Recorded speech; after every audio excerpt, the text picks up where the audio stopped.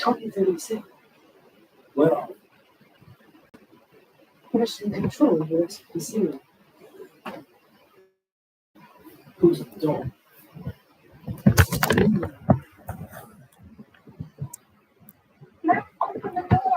Hey, you see my teeth? Or you see skeleton? If I can't get that fixed, I'm dead. It's what killed my grandmother that left me an inheritance. And of course, the oldest story ever told, agree. A disabled person inherits a little bit of money, but it's so he can live for the rest of his life, to put a roof over his head. Nothing more.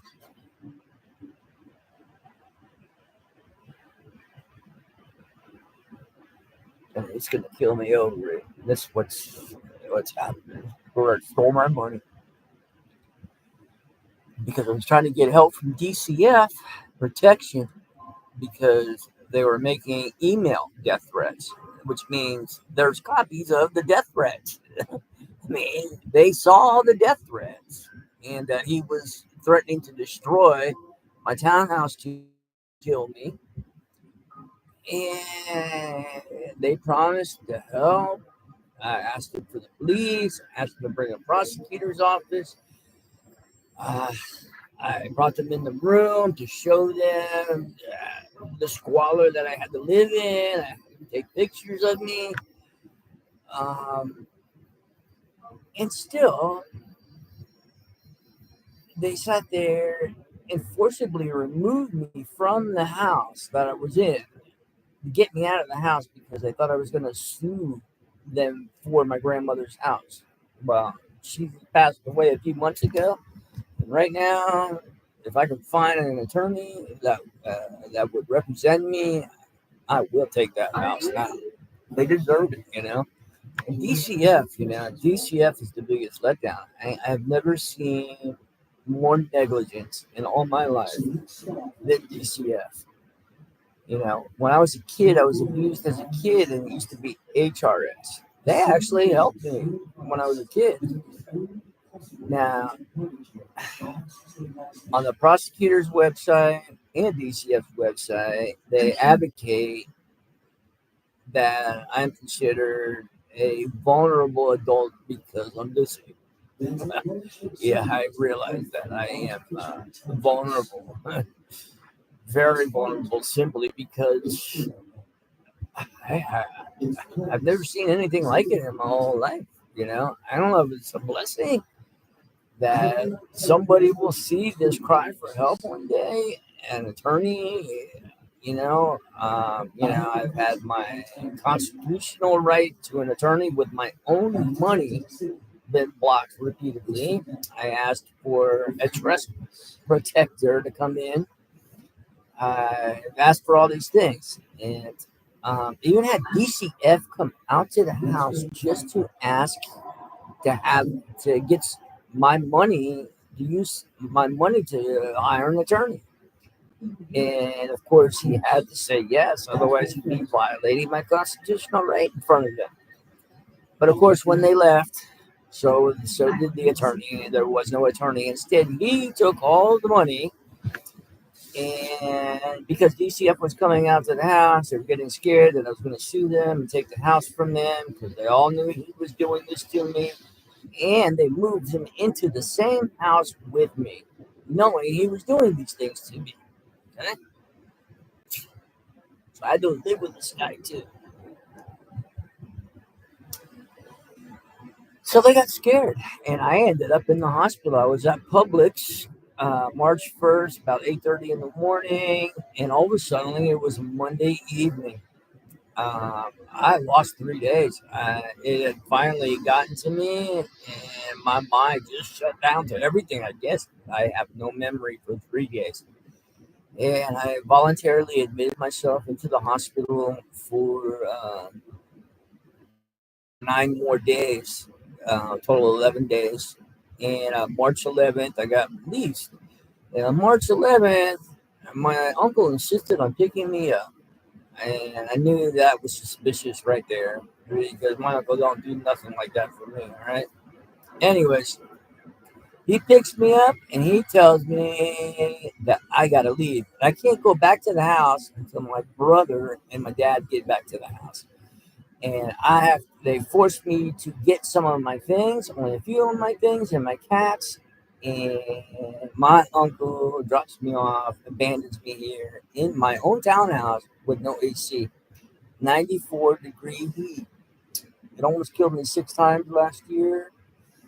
It almost killed me the other day walking to the store. See, I have a spinal injury and neurological problems in my body and 2 shattered ankles. So it's not very easy for me to get around. And the closest bus stop is almost 3/4 of a mile away.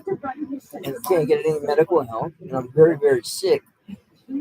And I tried to sell this place back in December, and that's how I found out this guy was trying to steal my house while they were trying to kill me. Yeah, I didn't actually know exactly what he was doing. I knew he was trying to do something in the court, but I had never been served any papers or anything. But I finally had to come forward because I saw this guy was trying to steal my house, and he could win by default if I didn't answer. So I had to be my own attorney, sick, and I had to write my own motions. And the judge ordered him to answer one of my motions, and he died 1 day later. Okay, so you think it was over, right? Well, about a month ago, I finally got it cleared. I got the title cleared of his false claim of ownership. Okay, of their false claim, because they're all three of them. Even though he passed away, the other two are guilty for every single crime now that he committed against me. Okay. And, this stuff here in my teeth, this is bacteria. And the bacteria gets into my bloodstream and my brain or spinal fluid, my heart. It's death. Death. Okay. It's getting into the bone. You can see it. I don't know if you can really see very closely from the pictures I showed, but the bone is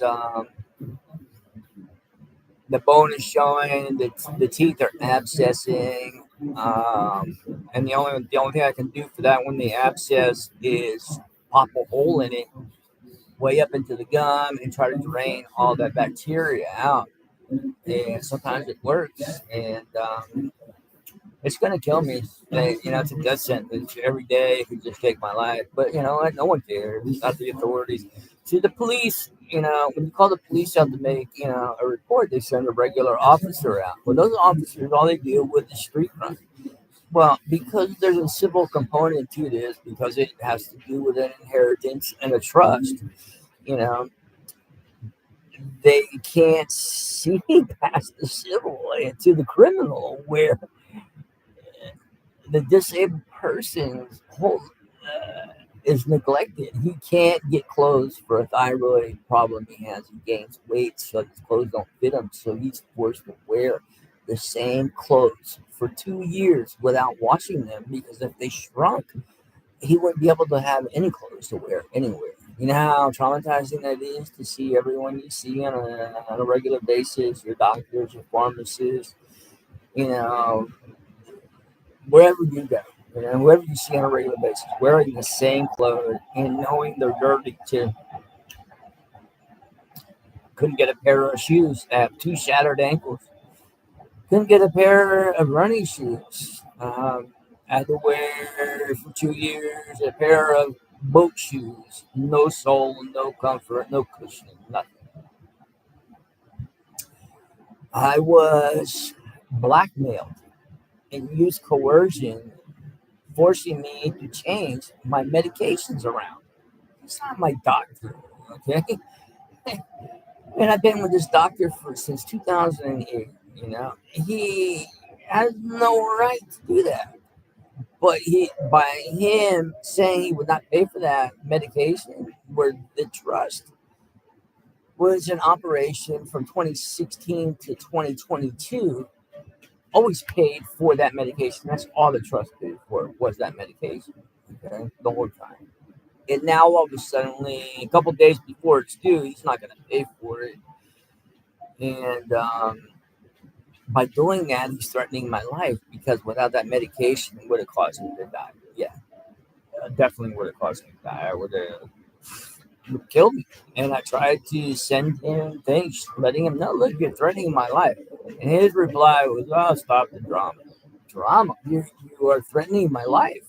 Okay.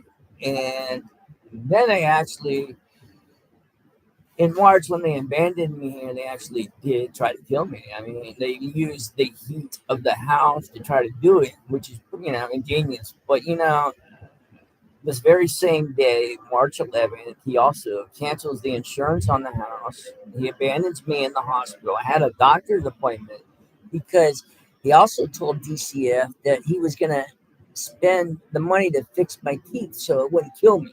Okay. And I had a doctor's appointment on March 11th to see my primary care doctor so he could talk to the dentist. There was plans made with a dentist and everything. And she wanted to talk to my primary care doctor about antibiotics because I'm allergic to penicillin. So she wanted to know what she could give me. Okay. So I didn't make my doctor's appointment. I was forced out of my house. No money, no transportation, stranded, cannot get around. I'm ambulatory, but not for long distances or long periods of time. I can't do it. It kills me. And if I'm going to do it, it has to be early in the morning before the sun comes up. The heat is killing me. Okay. Now I did get a window AC, for this room, but the heat at midday, it's not powerful enough. Okay, and I get $987 a month to live on. Okay, and I've looked over all the criminal statutes. Okay, I have been violated just by the state statutes by at least 20 of the state criminal statutes. Can you believe that? And then there's the federal statutes that have been violated. Banking laws. I have an FDIC claim in for me and my son because we were both beneficiaries. And they allowed him to open up two fraudulent bank accounts in 2022. JP Morgan Chase did, one of their branch offices. They allowed him to use the tax ID of a trust that was dormant, inactive, and assetless. Okay. In other words, it had no assets. Okay. It was dormant. Okay. And he used that tax ID to embezzle my money. And I'm still waiting for it. My trust is still here, but no money. I ran off with it. It's all gone. I have recourse. We have recourse. Lots of suits we could file.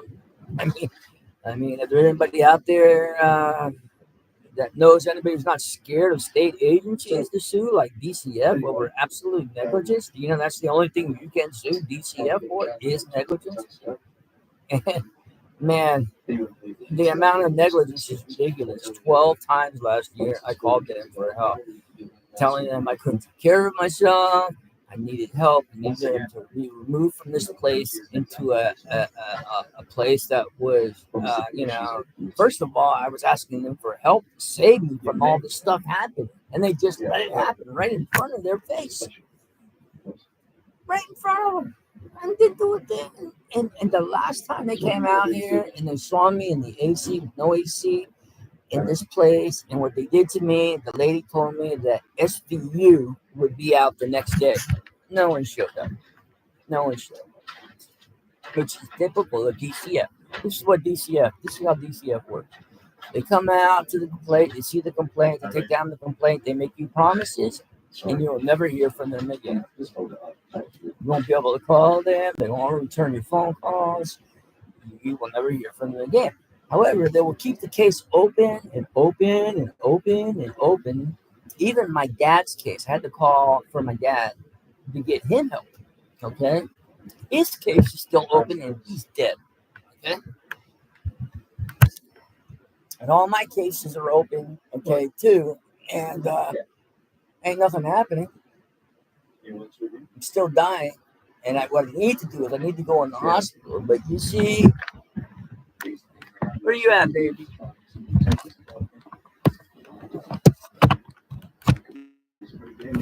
are you at, sweetheart? You see that little sweetheart right there?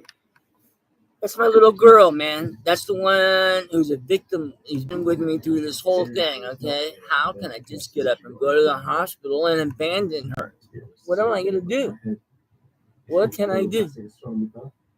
Say hello, Angel. How you doing, baby? You're such a pretty girl. I love you. All I wanted to do, me and my brother, we had plans to come live here in the townhouse in 2022.